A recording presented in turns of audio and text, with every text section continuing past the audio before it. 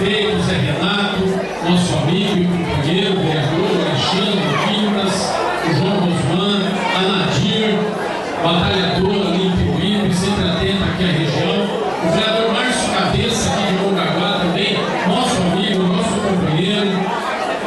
Quero saudar aqui também o prefeito Emilson, de Apiaí, que está aqui conosco, médico atuante aqui na região, o Raul de Saí.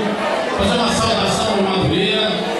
O Madureira, por si só, é uma figura extraordinária, mas representa aqui o nosso amigo Campos Machado, que é um grande deputado. O Campos é uma referência na Assembleia, é uma pessoa pública também, viu, Rui? Que faz um esforço enorme e que junta vários deputados para ajudar o Estado de São Paulo, é uma liderança para nós na Assembleia. Então, saudar o Madureira, porque ele leva o braço ao Campos, nosso grande deputado Campos Machado. Saudar aqui o Henrique Forcel, o padre Albino, que está aqui conosco, fazendo uma saudação especial também ao Major Henrique, que é um grande deputado, uma pessoa presente e que também honra muito e dignifica a Assembleia Legislativa como o Campos Machado.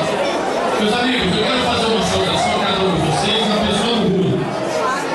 O Rui que é uma pessoa simples, de bom coração, que todos vocês conhecem, que tem uma relação com a comunidade